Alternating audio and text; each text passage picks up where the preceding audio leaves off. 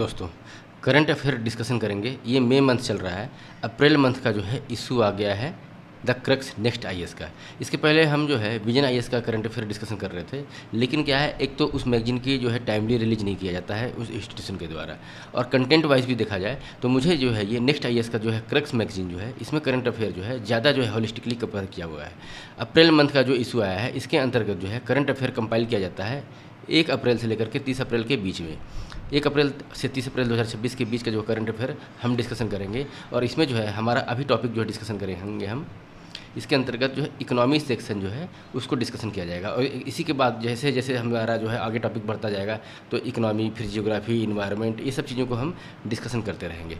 तो स्टार्ट करते हैं हम Indian economy current affair perspective के हिसाब से जो है, और हमारा रेफरेंस मैगजीन है नेक्स्ट आईएएस का द क्रक्स। इसमें फर्स्ट टॉपिक है हमारा प्रधानमंत्री आवास योजना, जिसको जो है 10 साल हो गया है 2026 में इम्प्लीमेंट हुए। ये प्रधानमंत्री आवास योजना जो है housing for the all scheme था, कि गवर्नमेंट का एक स्कीम था कि कोई भी व्यक्ति बिना छत के न रहे, सबको घर की सुविधाएं दी जाए। उसके अंतर्गत जो है प्रधानमंत्री आवास योजना ग्रामीण जो है लॉन्च किया गया था। ग्रामीण क्षेत्रों के लिए ये था housing for the all scheme. इसके अंतर्गत जो है जो एलिजिबल रूरल हाउस होल्ड्स हैं, व्यक्ति हैं, जो हाउसलेस व्यक्ति हैं, फैमिली हैं, उसको फाइनेंशियली असिस्टेंस दिया जा रहा था कि वो पक्के घर पे रह पाए, और विथ बेसिक एम्यूनिटीज़, मतलब जैसे कि शौचालय, किचन, विंडोज़ और डोर वगैरह की सुविधाएँ जो है उसमें, लाइट वगैरह की सुविधाएँ, बेसिक एम्यूनिटीज़ उसमें रहे। बेनिफिशियरी का सिलेक्शन जो है सोशल इकोनॉमिक कास्ट सेंसस 2011 के आधार पर जो है जो डिप्राइवेशन पैरामीटर्स के अंतर्गत आ रहे थे, और उस डिप्राइवेशन पैरामीटर को जो है ग्राम सभा के द्वारा जो है वेरीफाई करने के बाद जो है बेनिफिशियरी का सिलेक्शन किया जाता है, और उसके लिए फंडिंग रिलीज की जाती है। क्योंकि ये जो स्कीम है सेंट्रल स्पॉन्सर्ड स्कीम है, तो जो सेंट्रल स्पॉन्सर्ड स्कीम होती है उसमें जो है शेयर होल्डिंग जो होती है, सेंट्रल गवर्नमेंट का फंड होता है 60% और स्टेट गवर्नमेंट का होता है 40%। कहाँ पर? प्लेन एरिया में। और हिली एरिया, हिमालयन स्टेट और जो है स्पेशल कैटेगरी के जो स्टेट होते हैं उसको 90:10 के रेशियो में जो है वो दिया जाता है। सेंट्रल गवर्नमेंट का 90% कंट्रीब्यूशन और स्टेट गवर्नमेंट का 10% कंट्रीब्यूशन। नोडल मिनिस्ट्री इसको इंप्लीमेंट करने के लिए है मिनिस्ट्री ऑफ रूरल डेवलपमेंट, और फाइनेंशियली असिस्टेंस जो दिया जाता है एरिया के हिसाब से 25 स्क्वायर मीटर जो है मिनिमम एरिया रिक्वायरमेंट होता है इसके लिए, और 1.2 लाख जो है फाइनेंशियल असिस्टेंस प्लेन एरिया के लिए, और 1.3 लाख रुपए जो है हिली और नॉर्थ ईस्टर्न स्टेट के लिए दिया जाता है। इसके अलावा जो है 12,000 रुपये जो है टॉयलेट कंस्ट्रक्शन के लिए भी दिया जाता है, जो कि स्वच्छ भारत मिशन के अंतर्गत जो है इसको कन्वर्ज करने के मतलब स्वच्छ भारत मिशन को भी देख के और आवास योजना के अंतर्गत भी ये दोनों को मिलाकर के 12,000 रुपये अलग से एलोकेट किया जाता है प्रधानमंत्री आवास योजना ग्रामीण के अंतर्गत। इस योजना के अंतर्गत जो है की रिफॉर्म्स किए गए हैं, उसको हम देखते हैं कि मतलब जो है जो फंड रिलीज किया जाता है गवर्नमेंट के द्वारा उसका मिस एलोकेशन ना हो जाए और मिस यूटिलाइजेशन ना हो, उसके लिए गवर्नमेंट ने बहुत सारे जो है स्कीम में रिफॉर्म किया है, उसको भी देखते हैं। उसके अंतर्गत पहला है कि डीबीटी किया जाता है, डायरेक्ट बेनिफिट ट्रांसफ़र। ये जो स्कीम के अंतर्गत 1.2 लाख प्लेन एरिया में रिलीज करना है हाउस होल्ड को, उसका financial assistance direct bank account में जाता है, और बेसिकली इसमें जो है ट्राई ये किया जाता है कि महिला के खाते में डायरेक्ट जाए, जो हेड वुमेन है घर की उसके बैंक अकाउंट में डायरेक्ट जाए। तो मिडिल मैन जो होते हैं उसको एलिमिनेट कर दिया गया है इसमें। फिर जो भी घर के नाम बिहाफ पर जो है कंस्ट्रक्शन के बिहाफ पे जो है फंड रिलीज किया जाता है, उस लोकेशन को जियो टैगिंग के माध्यम से जो है टैग कर लिया जाता है, और टाइम और डेट स्टैम्पेड कर दिया जाता है उस फोटोग्राफ पे, और एवरी कंस्ट्रक्शन स्टेज को जो है रियल टाइम मॉनिटर किया जाता है। फिर इसमें जो है तीसरा एआई ड्रिवन मॉनिटरिंग सिस्टम होता है, कि जैसे जैसे कार्य प्रगति करते जाता है तो उससे जो है एआई और मशीन लर्निंग टूल्स जो है वो कुछ एनोमली ना हो जाए, चाहे घर आधा अधूरा जो है कच्चा छोड़ के चला ना जाए, तो उसके लिए जो है ये एआई ड्रिवन मॉनिटरिंग सिस्टम है जो कि अर्ली डिटेक्शन करता है कुछ इसमें अगर एनोमली होता है तो। फिर आधार फेस ऑथेंटिकेशन ये किया जाता है, जिससे कि जो है वेरीफाई किया जाता है बेनिफिशियरी को, और प्रिवेंट जो है फ्रॉड वगैरह को जो है उस चीज़ को प्रिवेंट किया जाता है। फिर विलेज लेवल जो फंक्शनरीज होते हैं, जिसे कोई भी एक हाउस है उस पर सेंक्शन हो गया है घर बनाने के लिए और फंड रिलीज किया जाता है, तो उसको जो है लोकल फंक्शनरी को टैग कर दिया जाता है, और उस जो बेनिफिशियरी है उसको फॉलो किया जाता है कि सही जगह पर ये पैसा जो बेनिफिट के रूप में जो है उस व्यक्ति के पास पहुंच गया है कि नहीं पहुंच गया है। सोशल ऑडिट का भी स्कीम है कि एक साल में एक बार एटलीस्ट जो है ये ग्राम पंचायत के द्वारा जो है वो फॉर्मल सोशल ऑडिट हो, ताकि ये हो कि मतलब जो है रियल में जो है जिस पर्पज़ के लिए जो है फंड रिलीज किया गया है, जिस पर्पज़ के लिए स्कीम में पूर्ण किया जा रहा है, ये काम हो रहा है कि नहीं हो रहा है। तो ये हुआ हमारा 10 साल हो गया प्रधानमंत्री आवास योजना ग्रामीण, और उससे रिलेटेड जो है हमारा क्या मॉडिफिकेशन किया गया है, और कितने एरिया के हिसाब से जो है गवर्नमेंट के द्वारा किस किस क्षेत्र में फंड रिलीज किया जाता है, कितना रिलीज किया जाता है, और इसको कन्वर्ज किया गया है स्वच्छ भारत मिशन के अंतर्गत। नेक्स्ट है हमारा कर साथी। कर साथी क्या है? एक तरीके का चैटबॉट है। जैसे इनकम टैक्स का जैसे ही हम साइट खोलते हैं, चाहे इसका कोई ऐप है, तो इसमें एक चैटबॉट आता है। उस चैटबॉट का नाम है कर साथी। ये जो है 24/7 जो है गाइड करेगा डायरेक्ट टैक्स रिलेटेड जो मैटर होंगे under the new tax income tax act जो 2025 जो मतलब गवर्नमेंट ने अप्रूव किया है, उसके अंतर्गत जो है कर साथी एक चैटबॉट है जो कि आपको जो है डायरेक्ट टैक्स रिलेटेड जो भी क्यूरीज होगी, इंक्वायरी होगी, फैक्ट्स होंगे, तो उसको जो है वो एक तरीके से उसका रिप्लाई करेगा। ठीक है, ये राउंड ऑफ द क्लॉक जो है स्ट्रेंथ है। और ये जो डायरेक्ट टैक्स रिलेटेड जो भी क्यूरीज होगी, फॉर्म्स होंगे, चालान्स होंगे, ई पेमेंट होंगे, ई वेरिफिकेशन होंगे, सब एक प्लेटफॉर्म पे हमको दिखने लगेगा। एक तरीके का जो AI बेस्ड जो मतलब मॉडल है और इम्प्लीमेंट करना है जगह जगह पे गवर्नमेंट के द्वारा, तो ये AI इनेबल्ड जो है एक चैटबॉट है जो कि मतलब एक डिजिटल गवर्नेंस को प्रमोट करने के लिए लॉन्च किया गया है इनकम टैक्स डिपार्टमेंट के द्वारा। और साथ साथ जो है ये फैसिलिटेट करेगा स्मूथ ट्रांजिशन जो है इनकम टैक्स एक्ट 2025 को, और सपोर्ट करेगा जो टैक्स पेयर्स है उनके ग्रीवांस के रिसोल्यूशन से और कंप्लेंट्स जो होगा क्यूरी को। तो कर जो है ये मतलब जो है ये जो मतलब कर साथी जो है एक टाइप का चैटबॉट है हमारे लिए। नेक्स्ट है purchasing manager index PMI। Context हमारा PMI का ये है कि जो वेस्ट एशियन क्राइसिस हो रहा है, ईरान, इजराइल और USA का जो वार हो रहा है, उसके चलते इंडिया का जो है मैन्युफैक्चरिंग PMI जो है वो 56.9 से फॉल होकर के जो है अभी 53.9 हो गया है मार्च 2026 में। ये PMI क्या होता है? तो ये एक सर्वे बेस्ड इकोनॉमिक इंडिकेटर है जो कि कैप्चर करता है बिजनेस कंडीशन का, कि किसी देश में जो है मैन्युफैक्चरिंग सेक्टर से लेकर के सर्विस सेक्टर का जो बिजनेस है वो किस तरीके से जो है ग्रो कर रहा है, डाउन हो रहा है कि स्टेगनेंट है। ये चीज़ें हमको जो है इस सर्वे के थ्रू पता चलता है। और ये जो सर्वे होता है वो प्रीवियस मंथ के कंपैरिजन के आधार पर बनाया जाता है कि अगर किसी प्रीवियस मंथ में, जैसे कि यहाँ पे मार्च का फरवरी से कंपैरिजन होगा, जब अप्रैल आएगा तो मार्च से कंपैरिजन होगा कि इस मंथ के रिस्पेक्ट में हमारा जो है मतलब सर्विस सेक्टर चाहे मैन्युफैक्चरिंग सेक्टर की जो मतलब इंडिकेटर है वो ग्रोथ है वो कैसा है। ये जो है मतलब जो है 0 से 100 के स्केल के बीच में इसको रिलीज किया जाता है। अगर 50 से ऊपर PMI इंडेक्स है तो ये बोलता है कि प्रीवियस मंथ से इस मंथ में जो है वो एक्सपांसन हुआ है, ग्रोथ हुआ है। 50 से नीचे वो बताता है कि कॉन्ट्रैक्शन हुआ है, जो मतलब PMI मैनेजर इंडेक्स बताता है। और 50 है तो ये बोलता है कि नो चेंजेस हुआ है, मतलब स्टेगनेंट है, वही पोजीशन पे है। PMI जो है वो कंपाइल्ड ग्लोबली जो है किया जाता है मेनी इकोनॉमिस्ट द्वारा by IHS market which is now part of the S&P global. तो S&P ग्लोबल के द्वारा विश्व की बहुत सारी इकोनॉमिक्स में PMI को कैलकुलेट किया जाता है और रिलीज किया जाता है। एड वॉलरम ड्यूटी जो है कंटेक्स्ट हमारा ये है कि यूनाइटेड स्टेट्स ने अनाउंस किया है कि 100% एड वॉलरम ड्यूटी जो है वो इम्पोज किया जाएगा जो भी इंपोर्ट्स किया जाएंगे पेटेंटेड फार्मास्यूटिकल्स और एसोसिएटेड एक्टिव फार्मास्यूटिकल इंग्रेडिएंट्स। ये एक्टिव फार्मास्यूटिकल इंग्रेडिएंट्स होते हैं, एक तरीके से जो मेन मेडिसिन होता है उसका ये रॉ मटेरियल होता है। एड वॉलरम ड्यूटी अगर जनरल वे में समझा जाए तो जो वैल्यू होती है किसी चीज़ की, उसके वैल्यू के एडिशन के आधार पर जो है जो टैक्स लगाया जाता है उसको हम बोलते हैं एड वॉलरम टैक्स। इस कंटेक्स्ट में अगर देखा जाए तो USA ने फार्मास्यूटिकल प्रोडक्ट्स पे एड वॉलरम ड्यूटी लगाया है। तो इंडिया का स्टेक कहाँ पे है यहाँ पे कि US जो है ना इंडिया का सबसे single largest pharmaceutical export destination है। इंडिया में जो भी जितना भी फार्मास्यूटिकल जो है वो प्रोडक्ट जो है एक्सपोर्ट होता है उसका 40% जो है वो USA में एक्सपोर्ट होता है। दूसरा जो है इंडिया जो है अमेरिका का जो जेनरिक मार्केट है, जेनरिक मार्केट मतलब जो जेनरिक मेडिसिन होती है, जो बिना ब्रांड की मेडिसिन होती है, कंपोजिशन बेस्ड मेडिसिन होती है, तो उसका जो है जेनरिक मार्केट जो USA का उसको इंडिया डोमिनेट करती है। लगभग 47% जो है आज जेनरिक मेडिसिन जो है वो इंडिया के द्वारा ही सप्लाई किया जाता है USA में।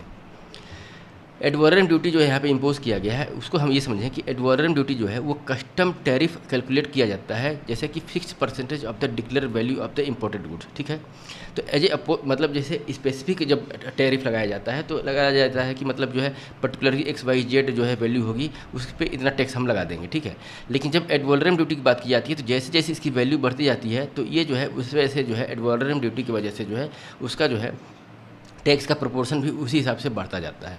यहाँ पर 100% जो है एड वॉलरम ड्यूटी की जो बात की जा रही है इसके वजह से जो होगा जो लैंडेड कॉस्ट होगा, जो भी इंपॉर्टेंट प्रोडक्ट अगर USA में लैंड करेगा तो उस पर जो है लगभग डबल टैक्स जो है बर्डन पड़ जाएगा, जिससे कि जो है डोमेस्टिकली जो प्रोड्यूसर्स हैं उनको जो है significantly more competitive on the price. जो इंपोर्टेड प्रोडक्ट होगा उसके कंपैरिजन में जो है USA में जो प्रोडक्ट होने वाली जो फार्मास्यूटिकल मेडिसिन वगैरह होंगी वो कम्पिटिटिवली जो है एडवांटेज हो जाएंगी, क्योंकि जो है इंपॉर्टेंट प्रोडक्ट जो है वो कॉस्टली हो जाएगा ये एड वॉलरम ड्यूटी की 100% इम्पोजिशन की वजह से। तो ये हुआ मतलब USA के द्वारा जो इम्पोज किया गया है टैक्स उससे संबंधित। नेक्स्ट है बैंकिंग कॉरेस्पॉन्डेंट क्लासिफिकेशन। ये बैंकिंग कॉरेस्पॉन्डेंट क्या होता है, जैसे देखिए कि बैंक जो सर्विस देता है फाइनेंशियल सर्विस, वो हर जगह दे नहीं सकता है। शहर में सेमी मतलब रूरल एरिया में, अर्बन एरिया में हर जगह अवेलेबिलिटी नहीं होती है। खास करके जो रूरल एरिया होता है, ग्रामीण क्षेत्र होते हैं, उसमें बैंकिंग सर्विस जो है बैंक के माध्यम से डिलीवर कर पाना वो मुश्किल होता है। इसके लिए बैंक जो है ना, और आरबीआई के द्वारा जो है कि बैंकिंग कॉरेस्पॉन्डेंट टाइप का कंसेप्ट आया है। बैंकिंग कॉरेस्पॉन्डेंस वो इंस्टीट्यूशन चाहे वो व्यक्ति होता है जो बैंकिंग सर्विस बैंक से टाई अप करके सुदूर ग्रामीण क्षेत्रों में देता है।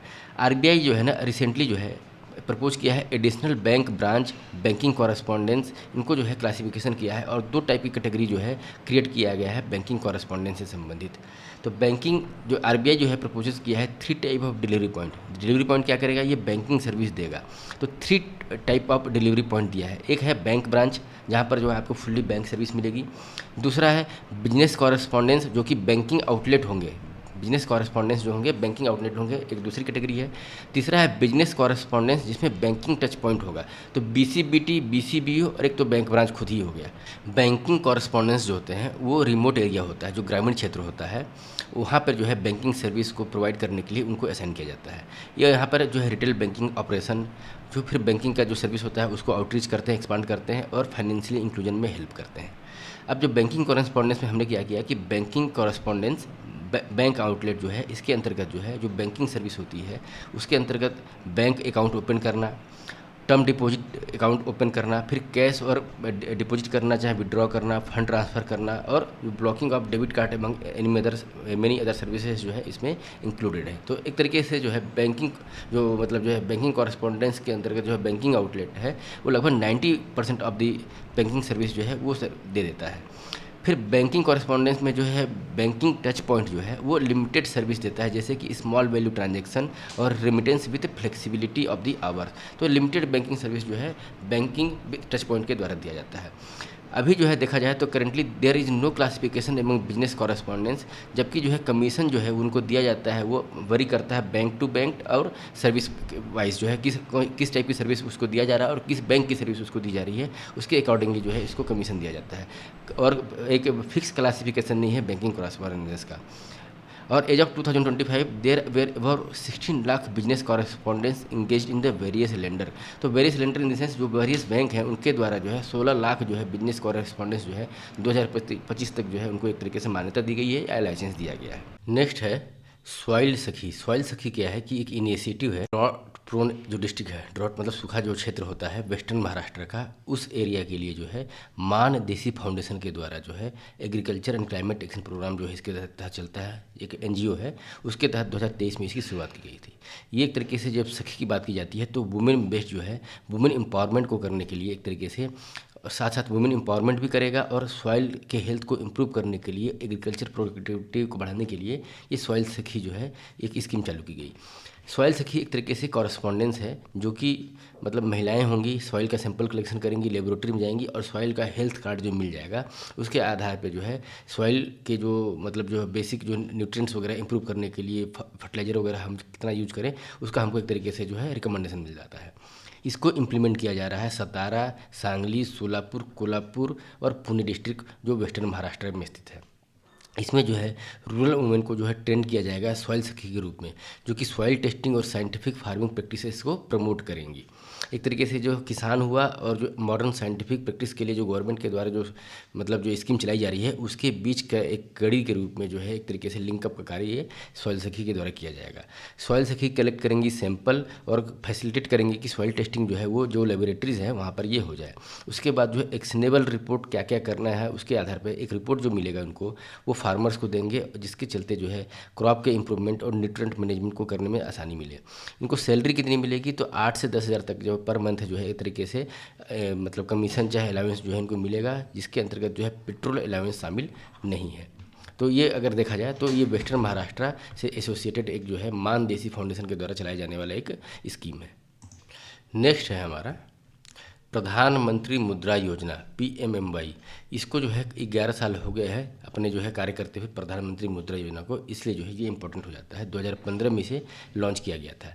एम इसका ये था कि जो स्मॉल स्केल इंडस्ट्रीज़ वगैरह होती हैं, जो है वेंचर वगैरह जो कंपनियों का होता है, तो उनको एक तरीके से फाइनेंशियल सपोर्ट देने के लिए ये स्कीम चालू की गई थी फॉर द नॉन कॉरपोरेट और non farm income generating activities के लिए। इन द सेंस कि मतलब जो है कॉरपोरेट सेक्टर से अलग हट करके और फार्मिंग के द्वारा जो इनकम जनरेट होता है उसको भी छोड़ करके, इसके अलावा जो कोई अगर मतलब जो है सेक्टर है, जैसे माइक्रो स्मॉल और मीडियम इंटरप्राइजेस का छोटा छोटा जो इंडस्ट्री होता है, न्यू इंटरप्रेन्योरशिप होता है, स्मॉल शॉपकीपर हैं, वुमेन इंटरप्रेनर्स हैं, स्ट्रीट वेंडर्स हैं, आर्टिसन फ्रूट वेजिटेबल वेंडर और स्मॉल मैन्युफैक्चरिंग यूनिट जो है उसको फाइनेंशियल सपोर्ट करने के लिए ये टारगेटेड ग्रुप थे। किसके अंतर्गत? प्रधानमंत्री मुद्रा योजना के अंतर्गत। इसमें लोन देने की जो अथॉरिटी है वो कॉमर्शियल बैंक भी हैं, आरआरबीज हैं, स्मॉल फाइनेंशियल बैंक है और माइक्रो फाइनेंशियल इंस्टीट्यूशन और नॉन बैंकिंग फाइनेंस कंपनी भी है। ये जो है प्रधानमंत्री मुद्रा योजना जो है इसके अंतर्गत जो है 4 कैटेगरी के जो है मतलब फर्म्स जो है चाहे मतलब प्रोडक्ट जो है लॉन्च किए गए थे। इनिशियली यहाँ पे 3 कैटेगरी था, अब जो है इसको 4 कैटेगरी कर दिया गया है। पहला है शिशु, इसके अंतर्गत जो है 50,000 तक का जो है लोन दिया जाता है, शिशु लोन के अंतर्गत जो प्रधानमंत्री मुद्रा योजना के अंतर्गत है। फिर दूसरा है किशोर, इसके अंतर्गत जो है 50,000 से लेकर के 5 लाख रुपये तक का लोन दिया जाता है। तरुण के अंतर्गत जो है लोन का कवरेज होता है 5 लाख से लेकर के 10 लाख तक का। चौथा है तरुण प्लस, जिसके अंतर्गत जो है 10 लाख से लेकर के 20 लाख रुपए तक का जो है लोन दिया जाता है। लोन के अंतर्गत जो है फाइनेंशियल और वर्किंग कैपिटल जो रिक्वायरमेंट होता है उसको फाइनेंस किया जाता है, जिसके अंतर्गत मैन्युफैक्चरिंग, ट्रेडिंग और सर्विस सेक्टर जो है ये सभी इंक्लूडेड है। साथ साथ जो है एलाइड एग्रीकल्चर सेक्टर जैसे कि पोल्ट्री, डेयरी और बी कीपिंग के लिए भी जो है इसमें लोन दिया जाता है। इंटरेस्ट रेट जो है आरबीआई के द्वारा जो है डिसाइड किया जाता है उसकी गाइडलाइंस के थ्रू, और वो जो है फ्लेक्सिबल रीपेमेंट ऑप्शन जिसमें होता है। तो इसमें जैसे प्रधानमंत्री मुद्रा योजना के अंतर्गत जो है 4 प्रोडक्ट है, ये जानने के लिए है कि शिशु, किशोर, तरुण और तरुण प्लस। इसका 50,000, फिर 50,000 से 5 लाख, फिर 5 लाख से लेकर के 10 लाख, 10 से फिर 20 लाख तक का जो है इसमें फ्रेमिंग दिया हुआ है, और किसी भी बैंकिंग इंस्टीट्यूशन के द्वारा जो है मान्यता प्राप्त आरबीआई से इससे लोन की सुविधाएं मिल जाती हैं। नेक्स्ट है amendment to the minerals concession rule. अभी कंटेस्ट क्या है कि मिनिस्ट्री ऑफ माइंस जो है ना उसने नोटिफाई किया है कि minerals other than atomic and hydrocarbon energy minerals concession, जो कि सेकेंड अमेंडमेंट है 2026 में ऑपरेशनल हो जाएगा, ये रिसेंट माइनिंग सेक्टर से रिफॉर्म। अब इसमें समझते हैं कि ये जो पहले एक समझेंगे कि कंटीजियस एरिया क्या होता है। तो कंटीजियस एरिया होता है कि जैसे मान लीजिए कि इस पर्टिकुलर एरिया में जो है माइनिंग का लीज मिला हुआ है किसी कंपनी को माइनिंग करने के लिए, मिनरल्स को एक्सट्रैक्ट करने के लिए, और आसपास के एरिया में जो है और भी कुछ जो है मिनरल्स मिल गए, तो इस एरिया को हम बोलते हैं कंटीजियस एरिया। और इस एरिया में मिनरल्स एक्सट्रैक्ट करने के लिए जो माइनिंग का लाइसेंस है इस कंपनी को दिए जाने से संबंधित ये है कंसेशन जो है रूल अनाउंस किया गया है। ये इसी को हम बोलते हैं कि 2025 में ये जो है मिनरल्स डेवलपमेंट रेगुलेशन एक्ट का जो है एक तरीके से अमेंडमेंट आया है। इसमें जो है कंटीजियस एरिया को इंक्लूड किया गया है, जैसे कि माइनिंग लीज होता है। एक तो माइनिंग हुआ कि पर्टिकुलरली जैसे कोल, बॉक्साइट का माइनिंग का लाइसेंस मिला है। फिर कंपोजिट लाइसेंस का मतलब जो है इस पर्टिकुलरली एरिया में हमको अगर कोल माइनिंग के लिए कुछ लाइसेंस मिला हुआ है तो उसके अलावा भी और कुछ मिनरल्स एक्सट्रैक्ट अगर हो रहा है तो भी उसको जो है हम इसी के साथ जो है कंपोजिट लाइसेंसिंग के थ्रू एक्सट्रैक्ट कर सकते हैं। तो मिनरल लीज और कंपोजिट लाइसेंसिंग जो है उसके जो होल्डर्स होंगे उनको डीप सीटेड मिनरल्स जो होते हैं उनको अलाउ किया गया है कि 1 टाइम एक्सटेंशन दिया हुआ है कंटीजियस मतलब एडजॉइनिंग एरिया में अगर मिनरल्स मिलता है तो उनको कंसेशन के थ्रू जो है 1 टाइम एक्सटेंशन मिल रहा है। और ये 1 टाइम एक्सटेंशन किस टाइप का है? तो जो एग्जिस्टिंग जो है mineral lease mining lease area जो है उसमें 10% का एग्जिस्टिंग एरिया में एक्सटेंशन है, और कंपोजिट लाइसेंसिंग अगर किसी के पास है तो उसमें 30% तक का एरिया का एक्सटेंशन दिया हुआ है। फिर से रिपीट कर रहा हूँ कि अगर माइनिंग लीज किसी सिंगल प्रोडक्ट की माइनिंग का लाइसेंस मिला हुआ है तो कंटीजियस एरिया जो है उसके लिए 10% का जो है एरिया का एक्सपांसन है, और अगर कंपोजिट लाइसेंसिंग है तो 30% का जो एग्जिस्टिंग एरिया से ज़्यादा हमको एक्सपांसन दिया हुआ है। इसका टारगेट एम ये है कि ये इंश्योर करता है कि optimal extraction of minerals deposit जो है वो हो पाए, अदरवाइज जो है फिर से जो है अगर लाइसेंसिंग चाहे प्रक्रिया की जाएगी तो वो डिफिकल्ट हो जाता है। अगर प्रोविजन देखा जाए मिनरल माइनर और मेजर मिनरल्स के बारे में, तो ये जो नया रूल है 2025 के अमेंडमेंट का, ये प्रोवाइड करता है clear cut methodology to deal with the cases where major minerals are found in old minor minerals area lease granted before the 2025। Minor minerals किसे कहते हैं? तो माइनर मिनरल्स के अंतर्गत आता है जो बिल्डिंग स्टोन्स वगैरह जो आते हैं, गिट्टी जिसको बोलते हैं, बैलास्ट बोलते हैं, तो वो स्टोन्स, ग्रेवल्स, ऑर्डनरी क्ले और ऑर्डनरी सैंड आता है। मेजर मिनरल्स के अंतर्गत आता है ये मतलब कोल, आयरन और जिंक, लाइमस्टोन, बॉक्साइट और गोल्ड। माइनर मिनरल्स जो है वो रेगुलेट करती है स्टेट गवर्नमेंट, और मेजर मिनरल्स जो है वो यूनियन गवर्नमेंट के अंतर्गत आता है। तो ये हुआ मिनरल्स से रिलेटेड हमारा डिस्कशन। फिर बात है स्टेगफ्लेशन का। स्टेगफ्लेशन यहाँ पर जो है ये वर्ड इकोनॉमिक वर्ड है, जिसके अंतर्गत दो वर्ड स्टेगनेशन और इन्फ्लेशन, ये दोनों वर्ड से मिलकर के ये बना हुआ है। इसमें मतलब जो इकोनॉमिक ग्रोथ जो है वो स्टेगनेंट हो जाती है, रुक जाती है, और साथ साथ जो है महंगाई बढ़ने से जो है और भी जो है इसका इफेक्ट जो है स्टेगनेशन का जो है और ज़्यादा भयावह हो जाता है। तो ये जो ऑनगोइंग यूएस इजराइल और ईरान का जो कन्फ्लिक्ट चल रहा है, इसने जो है एनर्जी प्राइसेस का जो है कॉस्ट, जो क्रूड ऑयल का प्राइस जो है इतना शार्पली राइज किया है, इसके चलते सप्लाई चेन डिस्ट्रप्शन जो हुआ है, तो वो ये बता रहा है कि 1970 में जो स्टेगफ्लेशन हुआ था, शायद उसी टाइप का जो है फियर जो है रिवाइवल का आ गया है। स्टेगफ्लेशन को डेफिनेशन वाइज देखा जाए तो साइमल्टेनियसली जो है एक निगेटिव इकोनॉमिक ग्रोथ रेट चाहे स्टेगनेंट इकोनॉमिक ग्रोथ रेट होगा, साथ साथ जो है हाई अनएम्प्लॉयमेंट रेट होगा और हाई इन्फ्लेशन रेट होगा। तो ये तीनों चीज़ों को कॉम्बिनेशन को जब एग्जिस्ट करता है तो हम उसको बोलते हैं स्टेगफ्लेशन। ये जो वर्ड है ब्रिटिश के पॉलिटिशियन जो है इयन मैकलियोड ने 1960 के दशक में जो है वो कॉइन किया था। ये डेंजरस क्यों सिचुएशन है कि नॉर्मल जो मॉनेटरी पॉलिसी टूल है वो क्या है, इन्फ्लेशन से फाइट करने के लिए करता है। तो वो इस तरीके से चीज़ों को बैलेंस करता है कि इन्फ्लेशन से भी एडजस्ट करना है और इकोनॉमिक ग्रोथ को भी सपोर्ट करना है। लेकिन जो है नॉर्मल मॉनेटरी पॉलिसी जो है यहाँ पर फेल हो जाती है। रेजिंग इंटरेस्ट रेट, क्योंकि जैसे जैसे जो है अगर इन्फ्लेशन से फाइट करने के लिए मॉनेटरी पॉलिसी के थ्रू जो रेपो रेट अगर बढ़ाया जाएगा तो ब्याज दर बढ़ जाती है। ब्याज दर बढ़ जाने की वजह से जो है बैंकों के माध्यम से जो कॉर्पोरेट वगैरह लोन लेते हैं, इंडस्ट्री जो लोन लेती हैं, वो लोन कॉस्टली हो जाता है। लोन कॉस्टली हो जाने की वजह से जो है एक बिजनेस का एक्सपांसन नहीं होता है। बिजनेस का एक्सपांसन नहीं होने की वजह से जो है जॉब क्रिएट नहीं होते हैं, अनएम्प्लॉयमेंट बढ़ता रहता है। तो इसके चलते जो है एक विशियस साइकिल जो है वो क्रिएट हो जाता है कि मतलब महंगाई बढ़ गई, महंगाई बढ़ने के लिए ब्याज बढ़ाया जाता है, ब्याज बढ़ाने की वजह से जो है लोन महंगा हो जाता है, लोन महंगा हो जाने की वजह से इंडस्ट्री का ग्रोथ नहीं होता है, ग्रोथ नहीं होने से अनएम्प्लॉयमेंट रेट बढ़ने लगता है।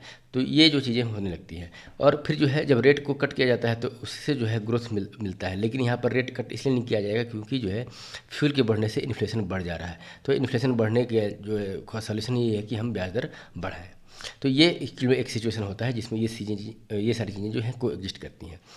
ये किस कंडीशन में आता है कि जैसे नॉर्मल इकोनॉमी चल रही है और price and output move along stable supply demand curve के हिसाब से। नॉर्मल इकोनॉमी में है तो जो हमारा डिमांड और सप्लाई के हिसाब से जो है प्राइस और आउटपुट जो है वो अपने आप से एडजस्ट हुए रहता है। लेकिन किसी कारण से जो है निगेटिवली सप्लाई शॉक आता है, जैसे कि वार हो गया, पेंडेमिक, कोरोना आया था, सैंक्शन वगैरह हो गए, तो ये क्या है निगेटिव सप्लाई शॉक की वजह से जो है इंटायर सप्लाई जो है कर्व वो जो है लेफ्टवर्ड शिफ्ट हो जाता है। मतलब सप्लाई जो है वो बहुत ज़्यादा घट जाता है। एज ए रिजल्ट जो सेम प्राइस लेवल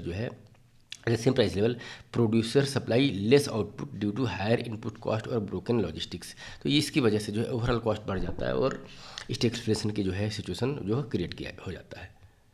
नेक्स्ट है skill outcome funds. Skill outcome fund का मतलब जो है यहाँ पर जो है मिनिस्ट्री ऑफ स्किल डेवलपमेंट और इंटरप्राइजेस के द्वारा जो है ये कैंपेन लॉन्च किया गया है एक स्किल आउटकम फंड को।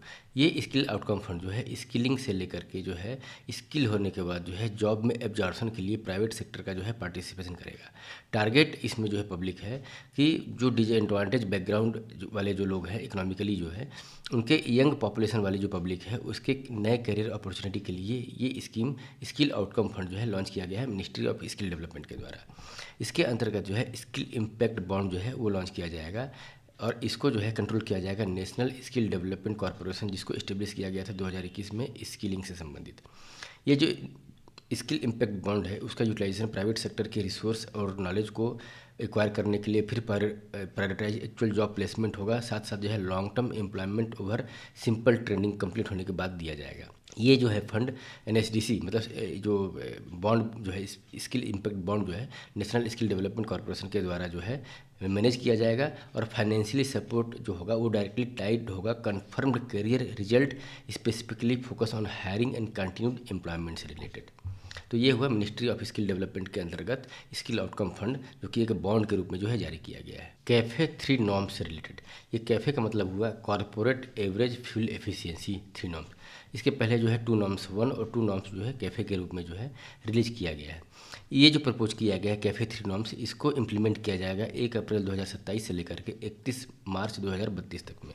ये जो है स्ट्रिक्टली जो है फ्यूल की एफिशिएंसी को जो है प्रमोट करने के लिए ऑटोमोबाइल मैन्युफैक्चरिंग सेक्टर को जो है एक तरीके से उसके ऊपर ये इम्प्लीमेंट किया जाता है। फ्यूल की एफिशिएंसी का मतलब जो है पर 100 किलोमीटर के रिस्पेक्ट में कितना जो है पेट्रोल चाहे डीजल चाहे फ्यूल जो है कंज्यूम किया जाएगा पर्टिकुलरली कार के द्वारा जो है जो डिजिग्नेटेड है उसको मतलब उसकी एफिशिएंसी को बढ़ाने के लिए एक तरीके से ये नॉर्म्स चालू किया गया था और इसे स्टार्ट किया गया था ब्यूरो ऑफ एनर्जी एफिशिएंसी के द्वारा। समझते हैं कि कैसे है ये। तो ये जो है कॉर्पोरेट एवरेज फ्यूल एफिशिएंसी जो है ये 2017 में स्टार्ट किया गया था, ये लिस्ट किया गया था under the energy conservation act 2001 के अंतर्गत। ये इंडिया का जो है एक तरीके का एफर्ट है कि जो फॉसिल फ्यूल का जो डिपेंडेंसी है उसको हम कम करें, रिड्यूस करें, और साथ साथ जो है एयर पॉल्यूशन जो होता है रोड ट्रांसपोर्टेशन के माध्यम से उसको हमको कंट्रोल करना है। ब्यूरो ऑफ एनर्जी एफिशिएंसी के द्वारा इसको इश्यू किया गया था। इसमें फ्यूल की एफिशिएंसी को बढ़ाने के लिए जो M1 कैटेगरी की व्हीकल है, जो पैसेंजर्स कार है, जिसके अंतर्गत मैक्सिमम मतलब अप टू 9% जो है सीटिंग अरेंजमेंट होता है और मैक्सिमम वेट जो है 3500 kg होता है। Regulation set limit on corporate average fuel consumption, इसके अंतर्गत जो है कॉर्पोरेट फ्यूल कंजम्पशन जो है उसको रेगुलेटरी के माध्यम से जो है सेट किया गया है और इसको मेजर किया जाता है 100 किलोमीटर के रिस्पेक्ट में। जैसा कि हम जानते हैं कि फ्यूल के कंजम्पशन और कार्बन डाइऑक्साइड का एमिशन ये दोनों डायरेक्टली लिंक है। जितना फ्यूल का कंजम्पशन होगा उतना ही जो है ये green house gas carbon dioxide जो है उतना ही रिलीज होगा और उतना ही इन्वायरमेंटल के लिए हार्मफुल होगा। तो इस अगर हम फ्यूल के कंजप्शन को रिड्यूस कर देते हैं तो अपने आप जो है कार्बन डाइऑक्साइड का एमिशन भी जो है वो रिड्यूस हो जाएगा। तो इसलिए ये जो है कैफे 3 नॉर्म्स जो है ये कंपनियों को जो है ये बोलता है कि आप फ्यूल यूज एफिशिएंसी जो है अपने ऑटोमोबाइल में जो है वो इम्प्रूव कीजिए। इसके अंतर्गत जो है 3 फेज़ में जो है कैफ़े को नॉर्म्स को जो है इम्प्लीमेंट किया गया था। जो फर्स्ट फेज़ था उसको 2017-18 में लॉन्च किया गया था। इसके अंतर्गत जो एवरेज फ्यूल कंजप्शन जो रखा गया था 100 किलोमीटर के लिए 5.5 लीटर, और एमिशन जो है उसको मतलब जो है उसमें कैपिंग दिया गया था less than 130 gram carbon dioxide पर किलोमीटर के लिए। सेकेंड फेज़ जो है 2022-23 से लेकर के अभी चल रहा है। इसके अंतर्गत जो है फ्यूल की एफिशिएंसी 100 किलोमीटर के पीछे 4.78 लीटर की थी और 113 ग्राम कार्बन डाइऑक्साइड पर किलोमीटर जो है वो एमिशन नॉर्म्स रखा गया था। अब लास्ट में जो कैफ़े 3 नॉर्म्स आया है इसको 2027 से लागू किया जाएगा। इसके अंतर्गत जो है फ्यूल की एफिशिएंसी चाहे फ्यूल का कंजप्शन जो है 100 किलोमीटर के लिए 3.72 से 3.01 लीटर रखा गया है। और ये भी एक्सपेक्टेशन है कि ये जो है कार्बन डाइऑक्साइड अगर हम इतना करते हैं तो कार्बन डाइऑक्साइड पर किलोमीटर जो है जो एमिशन हो रहा है वो रिड्यूस होकर के 91.7 ग्राम हो जाएगा। तो ये हमारा कैफ़े से रिलेटेड जो है डिस्कशन था। नेक्स्ट है नेशनल एग्रीकल्चर मार्केट, मतलब ई नाम बोलते हैं, जो है इलेक्ट्रॉनिकली जो है नेशनल एग्रीकल्चर मार्केट है। कंटेक्स्ट ये है कि ई नाम पोर्टल के थ्रू जो है जितना भी मार्केट इंटीग्रेट करना था, जितना भी मंडी है एपीएमसी है उनको एक प्लेटफॉर्म पे इंटीग्रेट करना था, वो जो है धीरे धीरे जो है इसकी इंटीग्रेशन कैपेसिटी जो है इंटीग्रेशन वाला जो मार्केट है वो हॉरिजॉन्टल बढ़ते जा रहा है। 2024 में जो है 1389 जो है मंडी जो है कनेक्टेड थी ई नाम से। अब 1656 मंडी जो है मार्च 2026 तक कनेक्टेड हो गई हैं। ई नाम पोर्टल जो है यूज किया जाता है 23 स्टेट्स और 4 यूनियन टेरिटरी के द्वारा। ई नाम देखा जाए तो ये एक pan India electronics trading platform है एग्रीकल्चर कमोडिटी से संबंधित। सपोज दैट मान लीजिए ये फार्मर है, वो एग्रीकल्चर कमोडिटी को प्रोड्यूस करता है, ठीक है, लेकिन ये अपने प्रोडक्ट को कहाँ बेचता है, तो ये ले करके जो है एपीएमसी में जाते हैं। एपीएमसी यहाँ पर हुआ agriculture product market company. Agriculture product market company जो है ये चलाया जाता है किसके द्वारा, small farmers agri business consortium, जो कि मिनिस्ट्री ऑफ एग्रीकल्चर के द्वारा रन किया जाता है। तो मिनिस्ट्री ऑफ एग्रीकल्चर के अंतर्गत जो है small farmers agri business consortium है और उसके द्वारा जो है एपीएमसी मंडी चलाई जाती है। किसान अपने प्रोडक्ट को बेचने के लिए एपीएमसी मंडी में जाते हैं और यहाँ पे बेचने के लिए पर्टिकुलरली एक एपीएमसी मंडी से जो है वो लाइसेंस लेते हैं, ठीक है। तो ये क्या हुआ करता था कि कोई एक व्यक्ति एक एपीएमसी से अगर कोई रिलेटेड है तो वहीं पे जाके अपने प्रोडक्ट को सेल करेगा। दूसरी मंडी में जाने के लिए वहाँ पर भी दूसरा लाइसेंस लेना पड़ेगा, फिर तीसरी मंडी में जाने के लिए तीसरा लाइसेंस लेना पड़ेगा। इस चीज़ को ख़त्म करने के लिए और मार्केट को जो है यूनिफाइड करने के लिए ई नाम जो है नेशनल एग्रीकल्चर मार्केट जो है वो कंसेप्ट जो है निकल करके आया। ये जो ई नाम जो है वो इसका ऑब्जेक्टिव ये है कि वन नेशन वन मार्केट के कंसेप्ट पर कार्य करता है। इसके अंतर्गत जो है प्राइस की बेटर डिस्कवरी, मतलब जो किसानों के जो प्रोडक्ट हैं उसकी जो है एक्चुअल प्राइस और मतलब जो बेटर प्राइस, एक्चुअल प्राइस नहीं बोलना चाहिए यहाँ पे, बेटर प्राइस जो है वो मिलता है। फिर प्राइस का जो मैकेनिज्म है वो ट्रांसपेरेंट और कम्पिटिटिव होता है। तो इसके लिए ई नाम पोर्टल जो है वो चालू किया गया था। इसके की फीचर क्या है, एक तो ये ऑनलाइन ट्रेडिंग प्लेटफॉर्म है जिसमें फार्मर्स जो है वो अपने प्रोडक्ट को जो है इलेक्ट्रॉनिकली जो है अक्रॉस द मार्केट जो है वो सेल कर सकते हैं, मतलब किसी भी मार्केट में वो अपने प्रोडक्ट को सेल कर सकते हैं। जिसके चलते जो जियोग्राफिकल बैरियर क्रिएट हो रहा था एपीएमसी के द्वारा वो यहाँ पे ख़त्म हो जाता है ई नाम के द्वारा। फिर क्वालिटी असेसिंग बोला जाए तो साइंटिफिकली क्वालिटी टेस्टिंग जो है यहाँ पर अवेलेबल है, जिससे कि फेयर प्राइसिंग जो है वो भी जो है मिलता है। फिर ट्रांसपेरेंट बिडिंग प्रोसेस है जिसके चलते जो है मिडिल मैन जो थे, कार्टलाइजेशन जो था था, ये सब चीज़ें धीरे धीरे जो है वो कम होता जा रहा है और कम्पिटिटिव प्राइस डिस्कवरी जो है वो प्रमोट हो रहा है। फिर यूनिफाइड लाइसेंसिंग की बात की जाए तो पहले जैसे कि मैंने बताया कि एपीएमसी एक एपीएमसी के लिए अलग अलग लाइसेंस लेना पड़ता था। अब ई नाम पोर्टल के द्वारा जो है यूनिफाइड लाइसेंस मिल रहा है, जिसके चलते जो है ट्रेडर्स जो है अक्रॉस दी मल्टीपल मंडीज में जो है वो ऑपरेट कर सकते हैं। और साथ साथ जो है ऑनलाइन पेमेंट जो है सेटलमेंट का सिस्टम भी चालू किया गया है। Direct payment to farmers reduce delay और एक्सप्लॉयटेशन जो हुआ करता था वो भी जो है यहाँ पे ख़त्म हो गया। ई नाम पोर्टल के अंतर्गत जो है एक तरीके का ये सिंगल विंडो सर्विस है, जिसके अंतर्गत जो है कमोडिटीज़ की अराइवल, क्वालिटीज़, उसका जो है असेसमेंट, साथ साथ बिडिंग, पेमेंट सब एक ही प्लेटफॉर्म पर होता है। फिर यूनिक लॉट आईडी ट्रैकिंग जो होता है, जिसके चलते जो है लॉट को जो लॉट होता है, जो फार्मर्स के प्रोडक्ट को जो पैकिंग वगैरह करते हैं, जो लॉट होता है उस लॉट को जो है ट्रैक करना, गेट एंट्री करना और फाइनल सेल जो है वो मोबाइल के थ्रू ही होता है। लाइव प्राइस डैशबोर्ड भी जो है real time commodity price, mandi arrival, trade volume, publicly accessible, ये सब चीज़ें जो है ट्रेस कर सकते हैं। इंटरफेरेंस जो होता है, अगर सब लैंग्वेज सपोर्ट सिस्टम देखा जाए तो 12 लैंग्वेज जो है इसमें कार्य करता है, जिसमें हिंदी, इंग्लिश, गुजराती, मराठी, तेलुगु, बंगाली, तमिल, उड़िया और अदर लैंग्वेज भी इंक्लूडेड है। फिर सेकेंडरी सेल मॉड्यूल को देखा जाए तो ये इनेबल करता है, जैसे कि ऑलरेडी जो प्राइस डिस्कवरी हो गया है, प्रोडक्ट सेल हो गया है, तो सेकेंडरी रीसेल भी जो है इसमें इस प्लेटफॉर्म पर जो है वो भी अवेलेबल है। फिर इंटर स्टेट ट्रेड फैसिलिटीज़ भी मतलब जो है इसमें उपलब्ध है, जो कि पहले जो है सिंगल लाइसेंसिंग मतलब मल्टीपल लाइसेंसिंग वाला सिस्टम चलता था। अब सिंगल लाइसेंसिंग की होने की वजह से जो है ये state unified license enable traders to bid across the state boundary, मतलब जो है स्टेट की boundary, across the state boundary भी जो है ये ट्रेड किया जा सकता है। इंटर स्टेट भी जो है ट्रेड इसमें अवेलेबल है। नेक्स्ट है मोरकेला मशरूम के system. Sheri Kashmir university of agriculture science and technology के द्वारा जो है फर्स्ट टाइम मोरकेला मशरूम का जो कल्टीवेशन किया गया, इसको मोरेल मशरूम भी बोला जाता है। कश्मीर में इसको जो है कांगेज बोला जाता है इस मशरूम को। इसका वैल्यू क्या है कि ये एक तरीके का rare high value edible fungus है, जो कि ग्रो करता है नेचुरली, जो हाईली एलिवेटेड जो फॉरेस्ट इकोसिस्टम है और वेरी शॉर्ट टर्म के लिए जो है रेन आता है, रेनी सीजन आता है, उसके अंतर्गत जो है वो इस इन्वायरमेंट में इसको ग्रो किया जाता है। इसका वैल्यू इसलिए भी ज़्यादा है क्योंकि इसमें जो मतलब इंटेंस फ्लेवर होते हैं, सुपीरियर नेचुरल प्रोफाइल होता है, मेडिसिनल प्रॉपर्टी होती है और साथ साथ जो है antioxidant, anti tumour, anti microbial properties होती है। उसके वजह से इसका जो मार्केट कॉस्ट जो है 15,000 से लेकर के 40,000 पर किलोमीटर तक हो जाता है, पर किलोग्राम तक हो जाता है। इसका कल्टीवेशन जो है साइंटिस्ट के लिए इतना चैलेंजिंग था क्योंकि इसका जो है लाइफ साइकिल बहुत ही कॉम्प्लेक्स होता है। साथ साथ जो है सिम्बायोटिक रिलेशनशिप में जो है इकोलॉजिकल बिहेवियर होने की वजह से इसके साथ साथ और भी बहुत सारी चीज़ें ग्रो कर जाती हैं, जो कि डिसएडवांटेजेस होती हैं, हार्मफुल होती हैं। फिर इसका हाईली स्पेसिफिक इन्वायरमेंटल रिक्वायरमेंट होने की वजह से भी जो है बहुत नैरो इन्वायरमेंट में बहुत नैरोली जो है इसको प्रोडक्शन किया जाता है। इंडिया में देखा जाए तो इसको कमर्शियल कल्टीवेशन अभी भी कहीं भी इंडिया में नहीं हो रहा है, लेकिन कंट्रोल्ड इन्वायरमेंट में शेरी Kashmir university of agriculture science and technology के द्वारा जो है इसको ग्रो किया गया है। नेक्स्ट है हमारा रिलीफ स्कीम से संबंधित डिस्कस। ये जो रिलीफ स्कीम स्टार्ट किया गया है, अभी जो यूएसए, ईरान, इजराइल का लड़ाई चल रहा है, इसके चलते जो इंडिया के एक्सपोर्टर हैं और जो मिडिल ईस्ट कंट्रीज़ में एक्सपोर्ट करते हैं, उनको एक्सपोर्ट करने में दिक्कत हो रहा है। उनका जो कंसाइनमेंट है उसका कॉस्ट बढ़ जा रहा है, अननेसेसरी डिले हो रहा है। तो उनको फाइनेंशियली सपोर्ट करने के लिए गवर्नमेंट ऑफ इंडिया के द्वारा जो है रिलीफ स्कीम चालू किया गया है।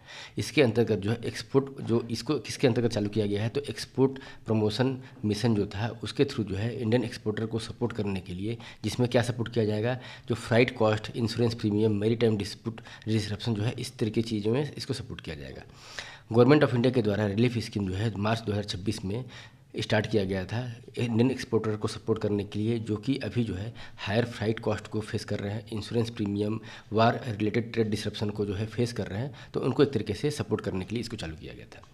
इसको जो है एक्सपोर्ट क्रेडिट गारंटी जो है कॉरपोरेशन के द्वारा, ये भारत की एक्सपोर्ट प्रमोशन जो मिशन है उसके अंतर्गत जो है ये क्रेडिट गारंटी देने वाली जो है एक इंस्टीट्यूशन है, उसके द्वारा जो है इसको इम्प्लीमेंट किया जा रहा है। ये जो एक्सपोर्ट क्रेडिट के लिए जो है गारंटी देती है और ये प्रोवाइड करती है insurance support, risk coverage, reimbursement assistance, जो खास करके एमएसएमई सेक्टर है, एमएसएमई सेक्टर के एक्सपोर्टर हैं, उनको जो है पास्ट और फ्यूचर शिपमेंट के मतलब इस टाइप की जो प्रॉब्लम हो रहा है इंश्योरेंस से लेकर के रिस्क कवरेज, इंश्योरेंस सपोर्ट और रिम्बर्समेंट असिस्टेंस, उसको ये सपोर्ट करेगा।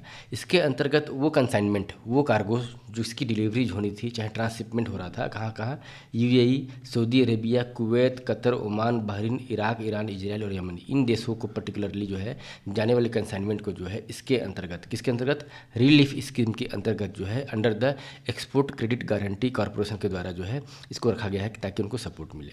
एक्सपांसन किया गया है कि बाद में जो है the scheme has been expanded to include Egypt and Jordan as a eligible destination. तो बाद में इजिप्ट और जॉर्डन को भी जो है इसमें इंक्लूड कर लिया गया है।